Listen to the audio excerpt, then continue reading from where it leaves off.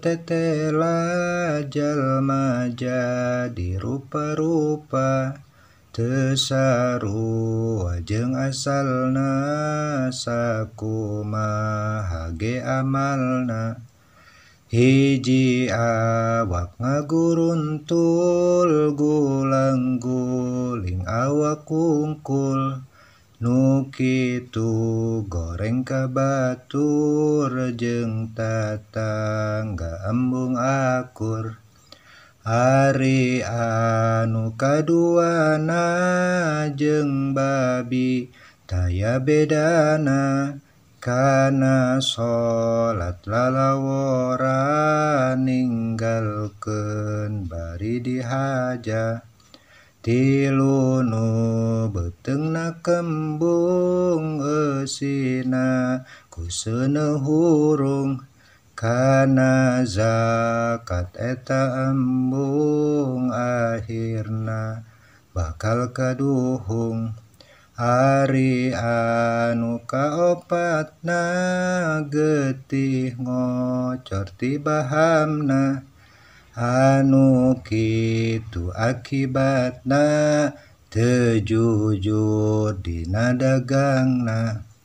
Ari anu kalimana awak kacida bauna nu maksiat di dunyana cilaka di akhiratna.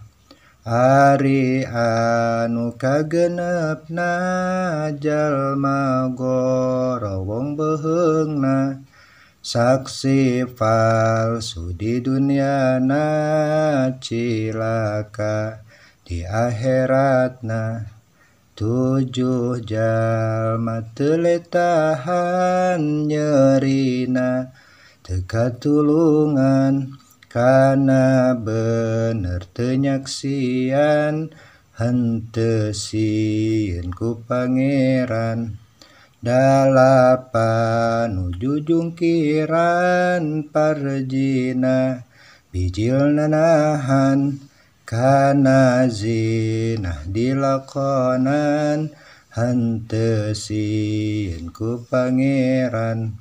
8 beungeutna hideung ari beteung kembung pisan eusina ku seuneu hurung harta yatim digugulung. 10 corop jeung lepra nu nganyerikeun kolotna goreng ka indung bapana jaga nu bakal cilaka.